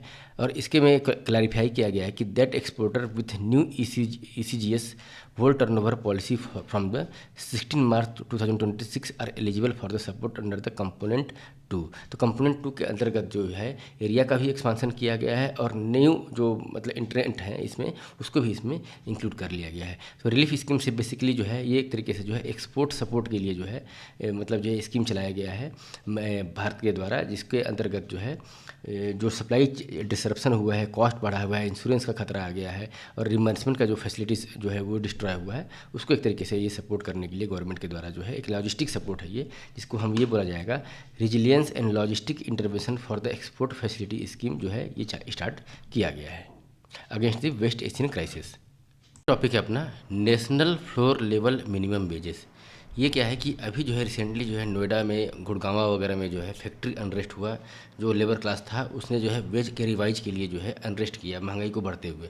तो उससे रिलेटेड जो ये हमारा डिस्कशन हुआ है कि ये लॉन्ग टर्म जो है एक स्टेगनेशन जो है national floor level minimum wages था, उस स्टेगनेशन को हटा करके जो है अपग्रेड करना है सैलरी को, वेजेस को, और अपग्रेड करके 350 से 450 पर डे मिनिमम जो है इस होना चाहिए, इसके ऊपर होना चाहिए वेजेस जो है, इसको जो है रिवाइज करने की बात चल रही है। तो national floor level minimum wages ये क्या चीज़ है, तो ये एक बेसलाइन है, मतलब ये एक तरीके का मिनिमम वेज है, इस फ्लोर लेवल है, इससे ऊपर ही जो है वेजेस होना चाहिए पर डे का अगर देखा जाए तो इस ये जो वेज है एक थ्रेशोल्ड है जिसको यूनियन गवर्नमेंट के द्वारा जो है सेट किया जाता है। और ये जो फ्लोर लेवल है इससे नीचे कोई भी स्टेट गवर्नमेंट जो है वो वेजेस सेट नहीं करती है। इससे ऊपर या ये जो है मिनिमम है, इसी के ऊपर जो है लीगली जो है इसके ऊपर जो है मतलब जो है वेजेस सेट करना चाहिए, मिनिमम हमको इसके नहीं जाना है।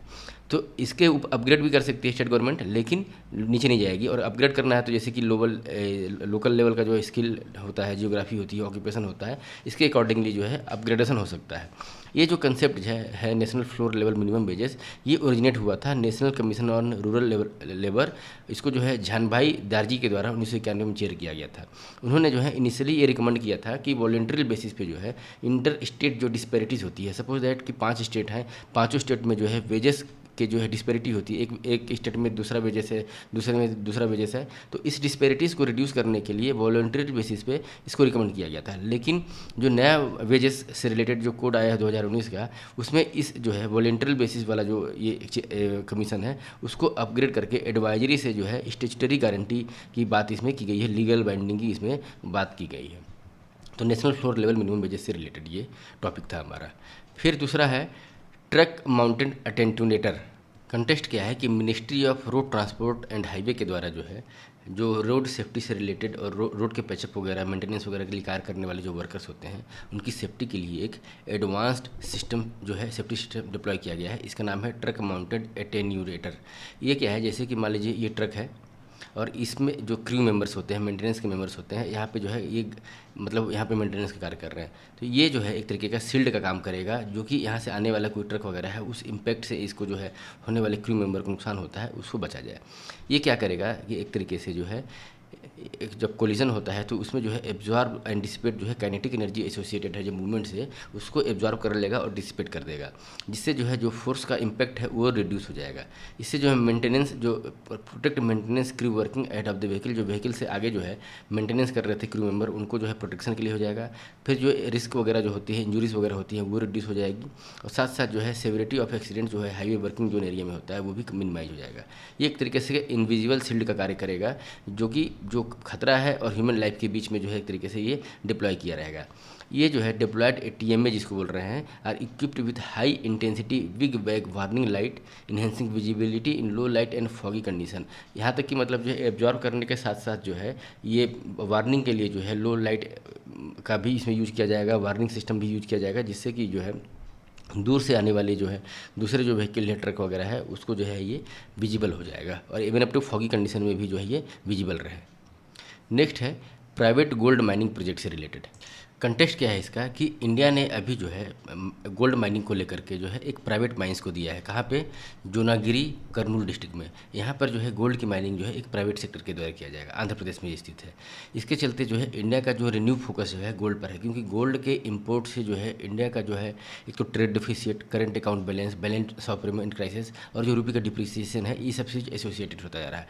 क्योंकि हम जो इम्पोर्ट करते हैं उसमें सेकेंड मोस्ट इम्पॉर्टेंट जो है मतलब सबसे लास्ट मतलब नंबर 1 पे तो क्रूड ऑयल है और नंबर 2 पे जो है हमारा गोल्ड का जो इंपोर्ट होता है, उसके चलते हमारे फॉरेक्स रिजर्व पे भी ज़्यादा निगेटिव इम्पैक्ट पड़ रहा है। तो उससे बचने के लिए मतलब और उससे फाइट करने के लिए प्राइवेट गोल्ड माइनिंग के को भी परमिशन दिया गया है, जो कि हमारा गोल्ड रिजर्व जो है डिप्लीटेड है, प्रोडक्शन डेफिसिएट है और स्ट्रेटेजिक इंपॉर्टेंस भी है डोमेस्टिक माइनिंग के लिए। गोल्ड के बारे में अगर देखा जाए तो एक ये है सॉफ्ट, डेंस, हाईली डक्टाइल और कोरोजन रेसिस्टेंट प्रीशियस मेटल है, जो कि नेचर में एक तो नेटिव स्टेज में पाया जाता है। क्योंकि ये क्या हो कि मतलब नेटिव स्टेज में इसलिए पाया जाता है कि ये रिएक्टिव बहुत कम होता है, इसलिए जो है ये अपने ओरिजिनल फॉर्म में ज़्यादातर मिलता है। इंडिया जो है वर्ल्ड का सेकंड लार्जेस्ट जो है, इंडिया में सेकंड लार्जेस्ट जो इंपोर्ट जो होता है वो ऑयल के बाद गोल्ड के द्वारा होता है। हमारा इंपोर्ट बिल में नंबर 1 पे क्रूड ऑयल होता है और सेकंड पर जो है गोल्ड होता है। विथ नियरली 1000 टन जो है इंपोर्ट किया जाता है डोमेस्टिक डिमांड को मीट करने के लिए। रिजर्व की बात की जाए एज ए माइंस जो है तो बिहार जो है इसके पास जो है नॉन जो रिजर्व है वो 43% देश के हैं, ये डोमिनेट करता है। सेकंड प्लेस पे है राजस्थान जो कि 25% है। कर्नाटका का जो रिजर्व है वो 20% है। केरला में भी जो है सिग्निफिकेंटली जो है गोल्ड के डिपॉजिट्स पाए जाते हैं, लेकिन वो जो है प्लेसर डिपॉजिट के रूप में मिलते हैं। ये जैसे ये सब जो है माइनिंग के वाले बात की गई है, और ये जो है केरला में जो मिलता है प्लेसर डिपॉजिट मतलब जो है नदी रिवर्स वगैरह के थ्रू जो है इरोजन वगैरह होकर के जो है कोस्ट वगैरह पर जो मिलने वाला जो गोल्ड होता है उसको हम प्लेसर डिपॉजिट्स बोलते हैं। ये हुआ रिजर्व की बात। लेकिन जब प्रोडक्शन की बात की जाए तो इंडिया में सबसे ज़्यादा जो है गोल्ड है वो आउटपुट जो है 97% जो है वो कर्नाटका अकेले जो है पूरा करता है। और यहाँ पर जो है हुट्टी गोल्ड माइंस जो है रायचूर में स्थित है, वो सबसे जो है प्रोमिनेंट और डोमिनेंट जो है गोल्ड प्रोड्यूसिंग रीजन है। वर्ल्ड में देखा जाए तो चाइना जो है ग्लोबल लीडर है गोल्ड के प्रोडक्शन में। माइनिंग करके जो है गोल्ड के प्रोडक्शन में नंबर 1 पे चाइना है, क्योंकि वर्ल्ड का 10% आउटपुट जो है वो चाइना से अकेले आता है। उसके बाद रसिया और ऑस्ट्रेलिया के द्वारा किया जाता है। अब ये गोल्ड का प्रोडक्शन करते हैं, लेकिन जो गोल्ड की प्रोसेसिंग और मेल्टिंग वगैरह जो होता है उसके मामले में जो है स्विट्जरलैंड वर्ल्ड का सबसे बड़ा देश मतलब जो है सबसे बड़ा प्रोसेसिंग करने वाला देश है। स्विट्जरलैंड जो है वर्ल्ड का सबसे लार्जेस्ट जो है गोल्ड का इंपोर्टर है। मतलब यहाँ पे चाइना में, रसिया में और ऑस्ट्रेलिया में जो गोल्ड का प्रोडक्शन हो रहा है वो गोल्ड जो है वो स्विट्जरलैंड जो है वो इंपोर्ट करता है। इंपोर्ट करने के बाद जो है उसको प्रोसेस करता है, रिफाइनिंग करता है। तो वर्ल्ड की सबसे बड़ी रिफाइनरीज जो है वो स्विट्जरलैंड में स्थित है। तो यहाँ स्विट्जरलैंड जो है डोमिनेट करता है गोल्ड के एक्सपोर्ट को भी, इसलिए जो है यहाँ पे गोल्ड इंपोर्ट भी होता है स्विट्जरलैंड में और प्रोसेसिंग होकर के गोल्ड वहाँ से एक्सपोर्ट भी होता है। रिफाइनिंग अप्रॉक्सीमेटली जो है 70% ऑफ द वर्ल्ड की जो गोल्ड है वो अकेले स्विट्जरलैंड में रिफाइन होती है। तो ये गोल्ड से रिलेटेड जो है हमारा जो टॉपिक है वो यहाँ पे क्लोज किया हमने।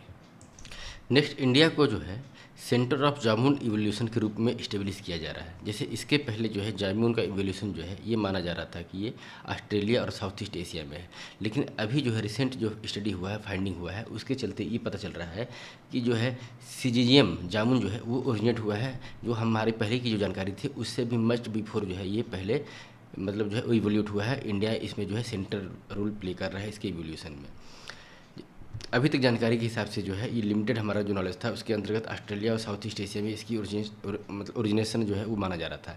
लेकिन जो फॉसिल एविडेंस जो है वो बता रहा है कि India has challenge this view and establish a much older origin. India बोल रहा है कि ये इंडिया में ओरिजिन हुआ है और जो है इस जो प्रीवियस जो वर्डिक्ट था उसको जो है चैलेंज किया गया है। न्यूली डिस्कवर्ड अर्ली मायोसियन फॉसिल जो है वो बता रहा था कि 20 मिलियन ईयर एगो जो है वो कसौली फॉर्मेशन जो हिमाचल प्रदेश में हुआ, उसके अंतर्गत जो है पत्ते वगैरह जो सजा के रखे हुए हैं 11 प्रिजर्व जो है लिप्स जो है वो आइडेंटिफाई किए जा रहे हैं कि सीजियम पेलियोसेल्फिलोगियम से कन्फर्म हो रहा है कि जो है कंटिन्यूसली प्रेजेंस इन इंडिया है। और इसके जो है genus is low now trace back to the East Gondwana origin 80 million year ago. 80 million year एगो जो है ईस्ट गोंडवाना में इसकी ओरिजिनेशन माना जा रहा है किसका, जामुन का। और इंडिया को ऐसा माना जा रहा है कि ये जो है मेजर सेंटर था अर्ली डाइवर्सिफिकेशन का, मतलब इंडिया में ओरिजिन हुआ फिर वहाँ से जो है वो डाइवर्सिफाई होकर के जो है डिस्पर्स होकर अलग अलग जो है देश के क्षेत्र मतलब देश के विश्व के कोनों में गया, जिसमें साउथ ईस्ट एशिया और ऑस्ट्रेलिया शामिल है। जामुन को अगर देखा जाए तो ये जो है ये प्लांट बिलोंग करता है फैमिली मिर्टरासिया से संबंधित है ये।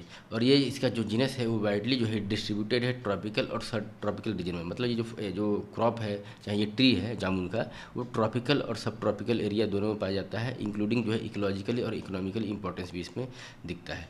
मेडिसिनल प्रॉपर्टी क्या है कि इसका जो है आयुर्वेदिक और यूनानी मेडिसिन में जो है ये एक इंपॉर्टेंट प्लेस करता है। और साथ साथ जो है एंटी डायबिटिक जो प्रॉपर्टी होती है जामुन की, वो जो है एक मेजर रोल प्ले करता है मेडिसिनल वैल्यू में। और इसके अंतर्गत जो है जाम्बोलिन नाम का एक कंपाउंड होता है जो एंटी डायबिटिक प्रॉपर्टीज होने की वजह से इंपॉर्टेंस इसका और बढ़ा देता है। डिस्ट्रीब्यूशन जो है जामुन जो है इंडिया, बांग्लादेश, पाकिस्तान, श्रीलंका, मलेशिया और फिलीपींस में डिस्ट्रीब्यूटेड है।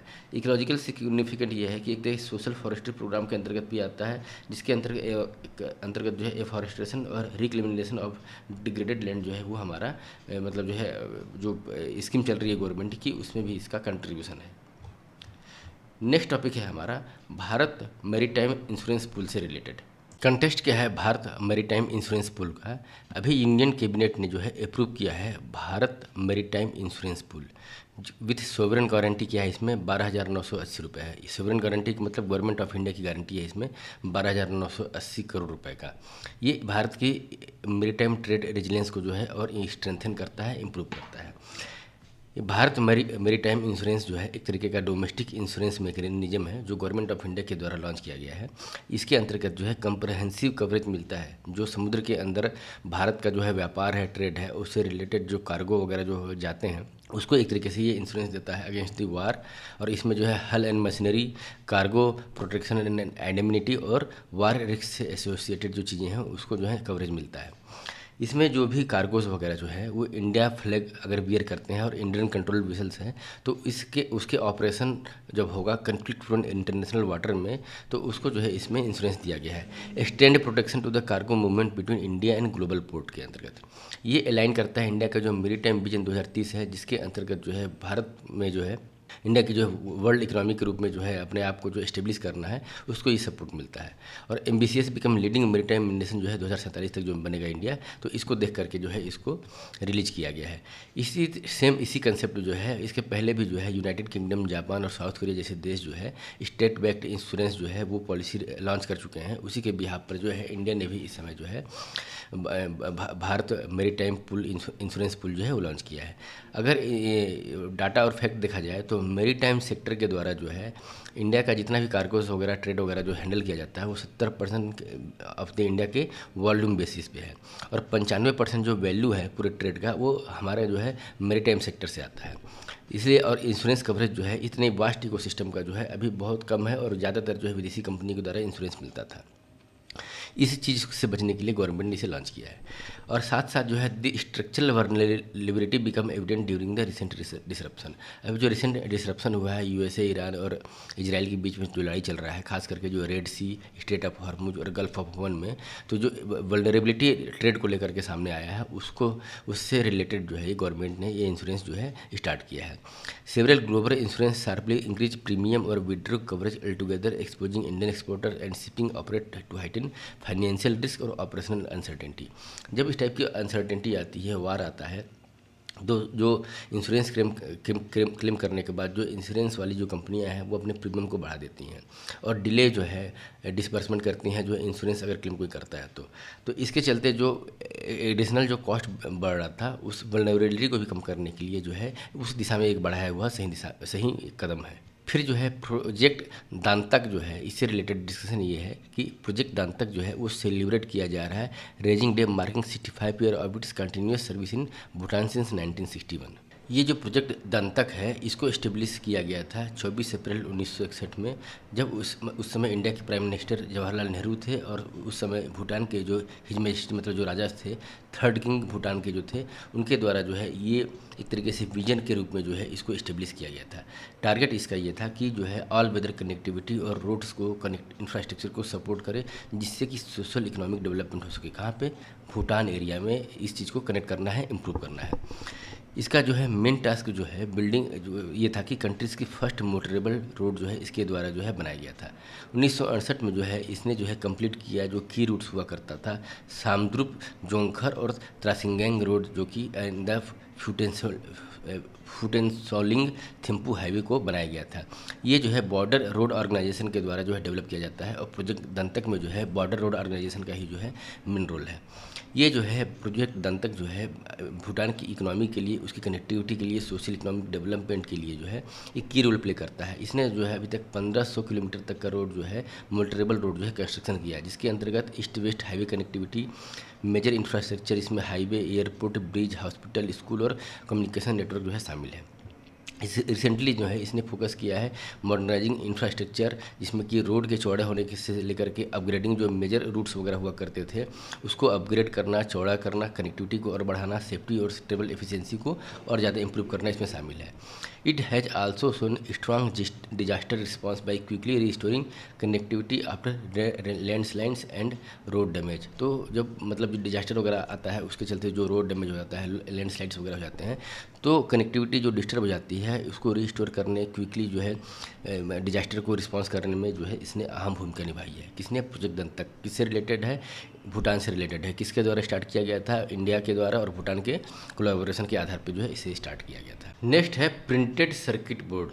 ये प्रिंटेड सर्किट बोर्ड क्या होता है कि जैसे आप एसी, वॉशिंग मशीन, फ्रिज, ये सब चीज़ें जो इलेक्ट्रॉनिक्स आइटम, ड्यूरेबल आइटम्स जो है यूज करते हैं, तो या फिर कोई भी मतलब जो है इलेक्ट्रॉनिक्स आइटम में एक ये सर्किट होता है ग्रीन कलर का, उसके अंतर्गत बहुत सारे जो है डिजाइन होते हैं, चिप्स होते हैं, सेमीकंडक्टर होते हैं, तो इसको हम बोलते हैं पीसीबी, प्रिंटेड सर्किट बोर्ड। अभी कंटेक्स्ट क्या है कि मिडिल ईस्ट में जो कन्फ्लिक्ट हो रहा है उसके चलते प्रिंटेड सर्किट बोर्ड का जो है सप्लाई चेन जो है वो डिस्टर्ब हुआ है।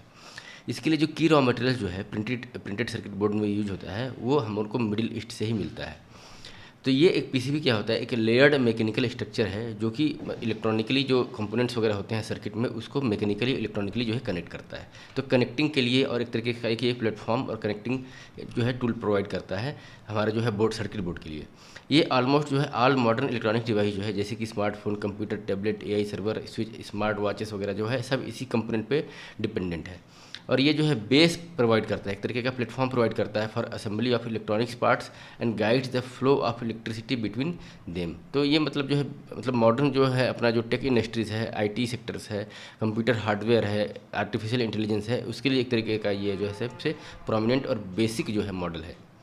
रॉ मटेरियल जो है पीसीबी की मैन्युफैक्चरिंग के लिए जो है हाई प्योरिटी पॉलीफिनाइल ईथर और इपॉक्सी रेजिन जो है वो क्रिटिकल बेस मटेरियल के रूप में यूज किया जाता है लेमिनेशन के लिए, जिसके चलते जो है insulating substrate on the board, मतलब इंसुलेशन का ये कार्य करते हैं। फिर जो है कॉपर फॉइल जो है इसके पीसीबी बनाने का जो रफली जो है 60% जो रॉ मटेरियल जो होता है वो कॉपर फॉइल ही होता है। ये प्राइमरीली जो है कंडक्टिव मटेरियल होता है और मतलब जो है कंडक्शन के साथ साथ जो है बेसिक रॉ मटेरियल का कार्य करता है। फिर इसमें ग्लास फाइबर होता है जो कि रीइंफोर्सिंग मटेरियल होता है। स्ट्रक्चरल स्ट्रेंथ और इंसुलेशन जो है वो हमको ग्लास फाइबर से मिलता है। फिर हीलियम और ब्रोमाइन का यूज किया जाता है जो कि कतर जो है सबसे जो है वन ऑफ द लार्जेस्ट जो है प्रोवाइडर है हीलियम का। Over the third of the world जो है वो हीलियम का जो सप्लाई होता है वो कतर के माध्यम से होता है, ठीक है। जबकि 2/3 ऑफ ब्रोमाइन जो है वो comes from the Israel and Jordan. तो ब्रोमाइन और हीलियम वो भी जो है मिडिल ईस्ट से ही हमको मिलता है। तो हीलियम, ब्रोमाइन, फिर copper foil, resin, glass fibre, ये सब जो बेसिक रॉ मटेरियल है वो मिडिल ईस्ट में जो वार चल रहा है उसके चलते जो है इसका सप्लाई चेन जो है डिसरप्शन हुआ है। की इशू क्या है इसमें, क्यों डिसरप्शन हुआ है? तो जो सऊदी अरेबिया का जुबैल पेट्रोकेमिकल कॉम्प्लेक्स है उसका जो है प्रोडक्शन एक्टिविटी जो है वो हैम्पर हुआ है, क्योंकि यहाँ पर जो है स्ट्राइक हुआ है, मतलब जो है यूएसए, ईरान और इजराइल की लड़ाई के चलते। फिर चाइना जो है बेसिक जो है पीसीबी मैन्युफैक्चरिंग को डोमिनेट करता है। लगभग 50% जो है वर्ल्ड का चाइना के द्वारा जो है पीसीबी बनाया जाता है। चूँकि क्या है कि मिडिल ईस्ट के द्वारा भी जो है इसकी ग्लोबल सप्लाई में कंट्रीब्यूशन किया जाता है और यहाँ पर जो है वार के चलते जो है अब हमको जो है सिंगल सोर्स ऑफ कनेक्टिविटी जो है इससे हमको जोड़ना पड़ेगा, जो कि एक ग्लोबल सप्लाई चेन के लिए सबसे बड़ा रिस्क है। और इंडिया के कंटेक्स्ट में देखा जाए तो हेविली जो है रिलायंट है इंडिया इम्पोर्टेंट रॉ मटेरियल, जैसे कि कॉपर क्लेड लेमिनेटेड होता है, स्पेशली केमिकल होता है और सोल्डरिंग कंपाउंड होता है। तो पीसीबी की अगर मैन्युफैक्चरिंग इंडिया में होती है, असेंबली होती है, तो भी इम्पोर्टेड जो है रॉ मटेरियल उसके लिए चाहिए, उसके लिए जो है हेविली हम डिपेंडेंट हैं। इंडिया जो है बल्क ऑफ द पीसी जो है का जो रिक्वायरमेंट है वो चाइना, ताइवान और साउथ कोरिया के द्वारा फुलफिल किया जाता है। और इसके चलते जो है इंडिया जो है स्ट्रेटेजिकली जो है वल्नरेबल है डिफेंस, टेलीकॉम और इलेक्ट्रिक व्हीकल्स वगैरह जो होते हैं उस सेक्टर से रिलेटेड। इंडिया इसलिए जो है गवर्नमेंट के द्वारा जो है पॉलिसी इंटरवेंशन किया गया कि हम सेमीकंडक्टर, पीसीबी ये सब चीज़ों में जो है स्वतः जो है मतलब इतना मैन्युफैक्चरिंग कर लें कि हमको जो है बाहर डिपेंडेंसी ना रहे। तो इसके लिए इलेक्ट्रॉनिक्स कंपोनेंट मैन्युफैक्चरिंग स्कीम 2025 में जो है यूनियन कैबिनेट के द्वारा अप्रूव किया गया था और ये इसको जो है इंप्लीमेंट किया जाएगा ministry of electronics and telecommunication के द्वारा जो है। इसके लिए 22,919 करोड़ रुपये जो है एलोकेट किए गए थे। और स्पेसिफिकली इसमें टारगेट किया गया था PCB, SMD, passives, lithium ion cells, capacitors, connector, copper laminated, ये सब जो है पीक इंपोर्ट डिपेंडेंसी जो है इसको रिड्यूस करने के लिए इसको टारगेट किया गया था। इसके लिए गवर्नमेंट ने जो है ना कैपिटल की 25% जो है वो सब्सिडी प्रोवाइड की, साथ साथ जो है 4 से 6% का इंसेंटिव जो है वो भी इंक्रीमेंटल सेल के आधार पे जो है प्रायोरिटी सेक्टर लेंडिंग के आधार पे जो है उसके मतलब इसमें इंक्लूड किया था। फिर जो है प्रायोरिटी सेक्टर लेंडिंग जो है उसके अंतर्गत large scale electronics manufacturing scheme जो लगाया गया है एलसीएम, उसके अंतर्गत जो है वर्ल्ड के जो टॉप मोस्ट इन्वेस्टर्स हैं, कंपनियां हैं, उनको अट्रैक्ट किया गया। अट्रैक्ट किसके द्वारा किया गया तो एप्पल जो है वाया फॉक्सकॉम और टाटा जो कि इंडिया में मैन्युफैक्चरिंग करेंगे। फिर जो है इंडिया अभी जो है वर्ल्ड का सेकेंड लार्जेस्ट जो है मोबाइल मैन्युफैक्चरर बन गया है। फिर लिमिटेशन क्या है इसका कि इंडिया में जनरली जो होता है मैन्युफैक्चरिंग के नाम पर जो है केवल असेंबली होता है, जो कि कंपोनेंट की जो मैन्युफैक्चरिंग पीसीबी की मैन्युफैक्चरिंग इंडिया में नहीं होती है। ठीक, और सेमीकंडक्टर मिशन जो है उस पर इंडिया आगे बढ़ रहा है, इसमें जो है सेल्फ रिलायंट बनना है। इंडिया का टारगेट है कि 2030 तक, अगर 2030 तक जो है इंडिया का जो सेमीकंडक्टर मिशन चल रहा है जिसके अंतर्गत 6 सेमीकंडक्टर प्रोजेक्ट जो है वो एग्जीक्यूटेड हो गए हैं और 4 और जो है सेमीकंडक्टर प्लांट उड़ीसा, पंजाब और आंध्र प्रदेश में जो है फाइनल के स्टेज में आ चुके हैं। तो अगर ये जो है मतलब मटेरियलाइज हो जाता है तो हम जो है सेल्फ रिलायंट हो जाएंगे सेमीकंडक्टर से लेकर के पीसीबी के वैल्यू चेन में 2030 तक जो है ये हमारा टारगेट है। तो ये हुआ प्रिंटेड सर्किट बोर्ड और सेमीकंडक्टर से संबंधित हमारा जो है मतलब गवर्नमेंट के द्वारा क्या क्या इनिशिएटिव किया गया और हमारे पास क्या क्या चैलेंज। टॉपिक है अंडरग्राउंड कोल गैसिफिकेशन से रिलेटेड। ये अंडरग्राउंड कोल गैसिफिकेशन क्या होता है, जैसे कि हमारे बहुत सारे कोल जो है माइनिंग जो होती है, कोल का एक्सट्रैक्शन वाइबल नहीं होता है, डीप माइनिंग होती है, तो उस कोल को हम माइंस के थ्रू कोल को बाहर न निकाल करके उसको अंडरग्राउंड ही जो है गैस के रूप में कन्वर्ट कर देते हैं। इसी को हम बोलते हैं कोल गैसिफिकेशन। और गैस कौन सा होता है, सिंथेटिक गैस, जिसको हम बोलते हैं सिंगैस भी। कंटेक्स्ट क्या है कि मिनिस्ट्री ऑफ कोल ने एक एमओयू साइन किया है, coal mines development and production agreement, जिसमें 4 कोल माइंस जो है under the 14th commercial coal auction round के अंतर्गत जो है अंडरग्राउंड कोल गैसिफिकेशन का जो है प्रोविजन जो है फर्स्ट टाइम में इंट्रोड्यूस किया है इंडिया में इसके द्वारा। ये जो है टेक्नोलॉजी के थ्रू जो है जो अंडरग्राउंड जो कोल है उसको सिंगैस में कन्वर्ट किया जाएगा डायरेक्टली।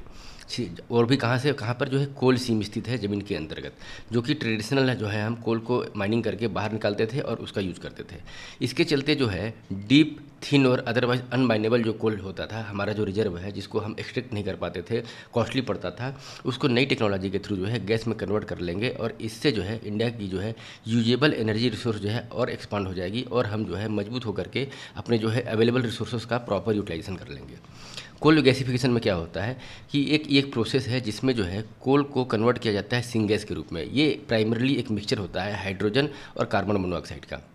इसमें जो है मतलब स्टीम वाटर के अवेलेबिलिटी में जो है रिएक्शन करा करके जो है और ऑक्सीजन एट हाई टेम्परेचर जो है स्टीम और ऑक्सीजन के साथ रिएक्शन करा करके कोल के साथ ये गैस को जनरेट किया जाता है। सिंग गैस जो है वो सर्व करता है फीड स्टॉक फॉर प्रोड्यूसिंग, जैसे कि अमोनिया को प्रोडक्शन में, जिसका यूज फर्टिलाइजर मैन्युफैक्चरिंग किया जाता है। फिर मेथनॉल जो कि फ्यूल के रूप में भी यूज होता है और केमिकल फीड स्टॉक में भी यूज होता है। हाइड्रोजन जो है क्लीन एनर्जी कैरियर के रूप में भी किया जा सकता है और इटसेल्फ हाइड्रोजन भी जो है एक तरीके का एनर्जी सोर्स ही है। और सिंथेटिक नेचुरल गैस जिसका जो है एलएनजी के रिप्लेसमेंट के लिए किया जा सकता है एज ए सब्सटीट्यूट। इंपॉर्टेंस क्या है अंडरग्राउंड कोल गैसिफिकेशन का, ये सपोर्ट करता है क्लीनर एनर्जी। जब हम कोल को यूज करते हैं तो कोल को डायरेक्टली जो है सॉलिड फ्यूल के रूप में जब यूज करते हैं तो उससे जो है कार्बन मोनोऑक्साइड और कार्बन डाइऑक्साइड के साथ साथ जो है सल्फर डाइऑक्साइड और NO2 वगैरह गैसेस निकलती हैं। लेकिन इस यहाँ पर गैसिफिकेशन के माध्यम से जो है बहुत सारी हार्मफुल गैसेस जो है पहले से क्लीन हो जाती हैं, तो ये कंपेरेटिवली जो है वो क्लीन गैस होती है और मोर एफिशिएंट एनर्जी प्रोडक्शन करती है। और साथ साथ जो है कन्वेंशनल जो कोल एक्सट्रैक्शन का जो कॉस्ट होता था वो भी यहाँ पे रिड्यूस हो जाएगा। सिंगैस जो है इसका यूज किया जा सकता है प्रोडक्शन ऑफ फर्टिलाइजर जैसे कि यूरिया और अमोनिया में, साथ साथ मिथनॉल, डाईमिथाइल ईथर और सिंथेटिक फ्यूल पोटेंशियल जो सिंथेटिक जो हम फ्यूल है वो पोटेंशियली जो हमारा जो है रिड्यूस करेगा क्या, इंपोर्ट बिल जो हम क्रूड ऑयल वगैरह जो यूज करते हैं इंपोर्ट करते हैं, फिर LPG जो इंपोर्ट करते हैं उसका जो है एक तरीके से जो है रिडक्शन होगा, हमारा बर्डन कम हो जाए। फिर जो है ये coal mine block development and production agreement, ये क्या है, एक तरीके का टारगेट बेस्ड माइलस्टोन बेस्ड जो है सिस्टम है जिसमें जैसे कि किसी कंपनी को चाहे वो पब्लिक सेक्टर हो चाहे प्राइवेट सेक्टर हो उसको कमर्शियल कोल माइनिंग मिल जाती है। उस कमर्शियल कोल माइनिंग का जो है गैस एक्सट्रैक्शन गैसिफिकेशन जो है वो उसके बेसिस पे जो है फंड वगैरह जो रिलीज किया जाएगा, चाहे सिक्योरिटी जो डिपॉजिट किया जाएगा, सिक्योरिटी डिपॉजिट को वापसी भी जो है इसके परफॉर्मेंस बेसिस पे है, जिसके चलते जो है ये इंश्योर क्या करता है कि टाइमली जो है जो प्रोजेक्ट अलॉट किया गया है उसका डेवलपमेंट हो और ऑपरेशनलाइज हो जाए। अगर टाइमली डेवलपमेंट और ऑपरेशनलाइज हो जाता है तो इसके चलते जो है प्रोडक्शन को और इंकरेज करने के लिए 50% incentive on the revenue share model पे जो है वो दिया जाएगा। ठीक है, फिर दूसरा क्या है कि जो परफॉर्मेंस बैंक गारंटी जो दिया गया है उसको भी जो है रिटर्न कर दिया जाएगा जबकि ब्लॉक जब बिकम ऑपरेशनल हो जाएगा टाइम पे, जब टाइमली जो है ऑपरेशनलाइज हो जाएगा तो जो परफॉर्मेंस बैंक गारंटी दिया गया है जब उसको अलॉट किया गया था गैसिफिकेशन के लिए जो माइनिंग बेड वगैरह जो है, तो उस परफॉर्मेंस बेस्ड जो गारंटी स्कीम है उसके अंतर्गत उसको वापस कर दिया जाएगा। फिर भारत में जो है नेशनल कोल गैसिफिकेशन मिशन जो चल रहा है, इसके अंतर्गत जो है गवर्नमेंट ऑफ इंडिया ने इसे लॉन्च किया था कि नेशनल कोल गैसिफिकेशन के अंतर्गत 100 मिलियन टन जो है कोल गैस जो है जिसको हम सिंथेटिक गैस बोलते हैं उसके थ्रू जो है कोल गैसिफिकेशन के थ्रू जनरेट करना है बाई द ईयर 2030। इसके लिए गवर्नमेंट ने 8,500 करोड़ का जो है इंसेंटिव स्कीम जो है वो लॉन्च किया, जो कि बोथ जो पब्लिक सेक्टर और प्राइवेट सेक्टर दोनों पे लागू होता है। साथ साथ जो है मेजर ऑनगोइंग इन्वेस्टमेंट जो है 64,000 करोड़ तक का चल रहा है इसके अंडर में। ये जो इनिशिएटिव है ये प्रमोट करेगा एडवांस मेथड जिसके अंतर्गत जो है अंडरग्राउंड कोल गैसिफिकेशन जो है उसका यूटिलाइजेशन जो है हम प्रॉपर तरीके से कर पाएँ और साथ साथ जो है जो कोल रिजर्व जो अनएक्सेसिबल था उसको भी हम जो है एक्सेस करके उसको गैसिफिकेशन में कन्वर्ट कर पाएँ, जिससे कि जो है इन्वायरमेंटल इम्पैक्ट जो होता था वो कम हो जाएगा हमारा। तो एक तरीके से इन्वायरमेंटल के पॉइंट ऑफ व्यू से भी, इकोनॉमिक पॉइंट ऑफ व्यू से भी, और मतलब जो है जो हमारा जो डिपेंडेंसी है विदेशों से आने वाले जो फ्यूल वगैरह जो है उसको भी हमको रिड्यूस करने के लिए जो है एक तरीके का ये जो है एक एडवांस जो है स्टेप लिया गया है गवर्नमेंट ऑफ इंडिया के द्वारा। नेक्स्ट है हमारा सेक्रीफाइस रेशियो। ये क्या होता है? ये बताता है हमको कि इन्फ्लेशन का जो है घटने और बढ़ने से अगर हम इन्फ्लेशन को कंट्रोल करने की कोशिश करते हैं तो हमारा देश में आउटपुट जो है वो किस तरीके से प्रभावित होगा। सपोज दैट इन्फ्लेशन जो है 6% चल रहा है, हम उसको घटा करके 4% किए, तो जब हम 4% घटा करके करते हैं तो इन्फ्लेशन के घटने से जो हमारा इकोनॉमिक आउटपुट है उस पर क्या इम्पेक्ट पड़ रहा है। तो इस दोनों के रेशियो को, इन्फ्लेशन के घटने से आउटपुट कितना घट रहा है, इसके रेशियो को हम बोलते हैं सेक्रीफाइस रेशियो। कंटेक्स्ट क्या है कि जैसे ग्लोबल इकोनॉमी में जो है क्रूड ऑयल का प्राइस जो है वो बढ़ता जा रहा है, उसके बढ़ने से जो है इन्फ्लेशन का रिस्क जो है बढ़ता जा रहा है। जैसा कि कोविड इरा के दौरान जो है डाउन कर दिया गया था, उसके अगेंस्ट में जो है ये एक नया ग्लोबल जो है रिस्क जो है जनरेट हो रहा है जिसमें इन्फ्लेशन बढ़ता जा रहा है। अब इन्फ्लेशन को बढ़ने के कारण जो है देश जो है उसको कंट्रोल करने पर लग गए हैं। जैसे कि यूएसए ने जो है इन्फ्लेशन को कंट्रोल किया है, लेकिन उसके चलते कुछ इकोनॉमिक कॉस्ट उसको जो है बियर करना पड़ा। यूके ने जो है इन्फ्लेशन को कंट्रोल किया, उसके चलते वहाँ पर रिसेशन का भी खतरा आ गया। इंडिया ने भी इन्फ्लेशन को कंट्रोल किया, जिससे जो है ग्रोथ जो है वो स्लो डाउन तो हुआ है लेकिन डाउन टर्न को अवॉइड कर लिया गया है। तो सेक्रीफाइस रेशियो क्या होता है? ये एक तरीके का इकोनॉमिक रेशियो है और एक नया टर्म्स जो है ये हम इसी के माध्यम से समझ रहे हैं। सेक्रीफाइस रेशियो एक इकोनॉमिक रेशियो है जो कि मेजर करता है the effect of rising and falling inflation on countries total production and output. मतलब इन्फ्लेशन के घटने और बढ़ने से जो है, राइज होने और फॉल होने की वजह से जो है कंट्रीज़ का टोटल आउटपुट प्रोडक्शन जो है उस पर क्या असर पड़ रहा है, ये हमको सेक्रीफाइस रेशियो से पता चलता है। और इसको कैलकुलेट किया जाता है कि जो डिक्रीज इन प्रोडक्शन, जब प्रोडक्शन के में हमारा जो डाउनफॉल आया है उसको डिवाइड करेंगे जब इन्फ्लेशन में जो डाउनफॉल आया है उससे, तो उसके इससे जो कैलकुलेशन करके जो आता है वही हमारा सेक्रीफाइस रेशियो होता है। ये शो करता है how much output is lost for every 1% reduction in the inflation. और ये इंडिकेट करता है कि 1% के इन्फ्लेशन की रिडक्शन की वजह से जो है हमारा कितना जो है आउटपुट जो है वो लॉस हुआ है। इंपॉर्टेंस क्या है सेक्रीफाइस रेशियो का? ये शो करता है कि cost of reducing inflation in terms of lost output, ये दोनों के कोरिलेशन करता है। इसके चलते जो पॉलिसी मेकर्स को क्या हेल्प मिलता है कि ये एस्टिमेट करते हैं कि हाउ मच प्रोडक्शन में fall when inflation is reduced using to like higher interest rate. जैसे क्या है कि इन्फ्लेशन जब जो है रिड्यूस करने के लिए, जैसे इन्फ्लेशन को जो इंटरेस्ट रेट को जो है बढ़ाया जाता है तो उसके चलते जो है हमारा प्रोडक्टिविटी जो है वो डाउन होता है। तो इसके चलते एक ऑप्टिमम वैल्यू होनी चाहिए हमारे इंटरेस्ट रेट का इन्फ्लेशन को कंट्रोल करने के लिए, जिससे कि हमारा आउटपुट जो है प्रभावित ना हो। तो इस टाइप का जो है डिसीजन मेकिंग जो है इस रेशियो को निकालने के बाद पता चलता है, जिसको हम बोलते हैं सेक्रीफाइस रेशियो। नेक्स्ट है हमारा index of service production ISP। अभी क्या है कि CSO NSO के द्वारा जो है IIP रिलीज किया जाता है, index of industrial production. Industry का कंट्रीब्यूशन हमारे GDP में 25% है, वहीं सर्विस सेक्टर का कंट्रीब्यूशन हमारे GDP में 50% है। लेकिन जैसा कि आईआईपी इंडेक्स रिलीज़ किया जाता है, सेम उसी टाइप का जो है सर्विस से रिलेटेड जो है कोई इंडेक्स रिलीज नहीं किया जाता है। तो इस चीज़ को रिकॉग्नाइज करते हुए जो है नेशनल स्टैटिस्टिकल ऑफिस ने जो है एक प्रपोज किया है कि न्यू इंडेक्स फॉर द मतलब इंडेक्स ऑफ सर्विस प्रोडक्शन, जो कि 2024-25 इसका बेस ईयर रहेगा, इसको रिलीज़ किया जाएगा। इसके पहले कि हम जो है और आगे बढ़ें कि इंडेक्स ऑफ सर्विस प्रोडक्शन क्या होता है, उसके पहले देखते हैं कि एनएसओ क्या होता है। तो नेशनल स्टैटिस्टिकल ऑफिस जो है वो Ministry of Statistics and Programme Implementation के अंतर्गत आता है, जो कि सेंट्रल गवर्नमेंट की एक ऑफिशियल एजेंसी है, सेंट्रल एजेंसी है, जो कि डाटा को कलेक्ट करती है, डाटा को फॉर्मेट करती है। 2019 में जो है इसको सेंट्रल स्टैटिस्टिकल ऑफिस और नेशनल सैंपल सर्वे ऑफिस दोनों को मर्ज करके जो है एनएसओ में कन्वर्ट कर दिया गया था, और इसको हेड किया जाता है chief statistician of the India के द्वारा। फंक्शन एनएसओ का क्या है, ये कंडक्ट करता है large scale socio economic survey और साथ साथ जो है नेशनल इनकम जैसे कि जीडीपी जीएनपी को कंपाइल करता है। फिर स्टैटिस्टिकल स्टैंडर्ड जो है वो फॉर्मेट करता है जिसमें कि यूनिफॉर्मिटी हो। फिर ये जो है टेक्निकल गाइडेंस देता है स्टेट को, इंश्योर जो है डाटा की रिलायबिलिटी हो, डिजिटल टूल हो, कोऑर्डिनेशन और कोऑपरेशन हो इंटरनेशनल ऑर्गेनाइजेशन से संबंधित, और हमारा जो डाटा रिलीज हो, चाहे जीडीपी का कैलकुलेशन हो, ये वर्ल्ड की जो स्टैंडर्ड प्रैक्टिसेस हैं डाटा कैलकुलेशन की, उसको ये फॉलो अप करे। एनएसओ के द्वारा जो मेजर पब्लिकेशन क्या होता है, एक तो नेशनल अकाउंटिंग स्टेटिस्टिक्स होता है जिसमें जीडीपी और कैपिटल फॉर्मेशन का जिक्र होता है। फिर पीरियडिक लेबर फोर्स सर्वे होता है जिसमें एम्प्लॉयमेंट के ट्रेंड को बताया जाता है। फिर इंडेक्स ऑफ इंडस्ट्रियल प्रोडक्शन और जो एनुअल सर्वे ऑफ इंडस्ट्री जो बताया जाता है जिसमें कि हमको इंडस्ट्री की परफॉर्मेंस कैसी है वो पता चलता है।